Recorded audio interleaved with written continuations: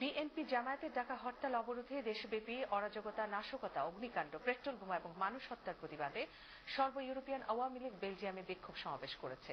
বেলজিয়ামের রাজধানী ব্রাসেলসে ইউরোপীয় কমিশনের সামনে বিক্ষোভ সমাবেশ শেষে স্মারকলিপি দিয়েছেন আওয়ামী প্রতিনিধিরা। আরো জানাচ্ছেন আমাদের ফ্রান্স প্রতিনিধি ফয়সাল আহমেদ দ্বীপ।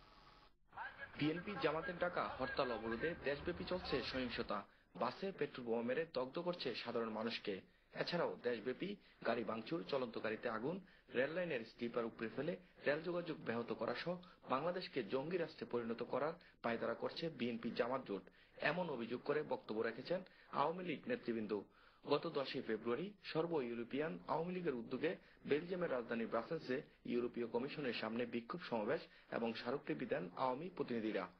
বিক্ষোভ সমাবেশে বেলজিয়াম আওয়ামী লীগের সাধারণ সম্পাদক মনির হোসেন পলিনের পরিচালনায় সর্ব ইউরোপিয়ান আওয়ামী লীগের সভাপতি অনিল দাস গুপ্তের সভাপতিত্বে টেলিকনফারেন্সে বক্তব্য রাখেন কেন্দ্রীয় আওয়ামী লীগের যুগ্ম সাধারণ সম্পাদক মাহবুবুল আলম হানিফ, প্রচার সম্পাদক হাসান মাহমুদ।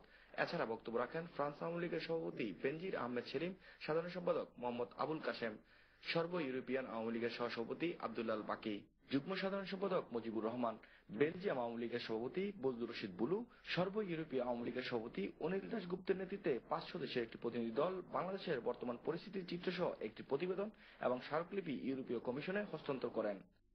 বেলজিয়ামের রাজধানী ব্রাসেলস থেকে ফয়সাল আহমেদ দ্বীপ, বাংলা টিভি।